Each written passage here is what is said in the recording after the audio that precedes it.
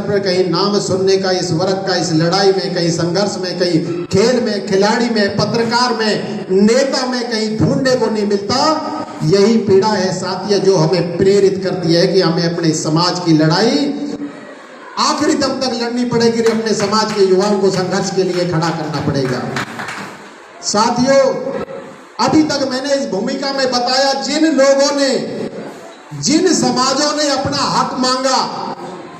कांग्रेस में तमाम पिछड़ा वर्ग, तमाम हर जातियां इसी वर्ग का पार्टी से जुड़ी हुई थी,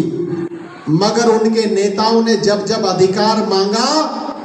और कांग्रेस और भाजपा ने देने से इनकार किया तो उन्होंने अपना राजनीतिक वर्चस्व खड़ा करने का काम कर लिया। इसका उदाहरण के तौर पर चौधरी चरण सिंह के रूप में, आपके मुलायम सिंह यादव के रूप में, लालू प्रसाद यादव के रूप में, शरद पवार के रूप में, कल्याण सिंह मायावती के रूप में,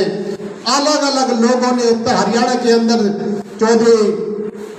ओम प्रकाश चौटाला के रूप में, देवीलाल के रूप में, उन लोगों का हक नहीं मिला, उनके समाजों का हक नहीं मिला, तो उन्होंने अपना राजनीतिक दल बनाकर अपने हक अधिकार प्राप्त कर लिए।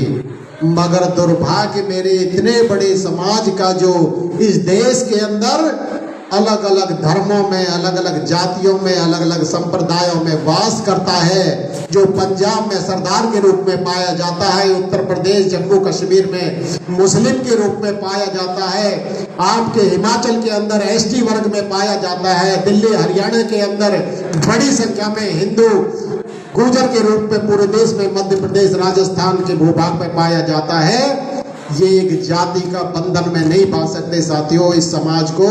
एक संस्कृति कह सकते हैं, ये कोई जाति का बंधन नहीं है। मगर दुर्भाग्य इस समाज का, हमारे नेता आते हैं, कोई कहता है साहब मैं कांग्रेस की टिकट लेके आया हूँ, कोई कहता है मैं बीजेपी की टिकट लेते आया हूँ, और मैं बहुजन समाज की टिकट लेते आया हूँ।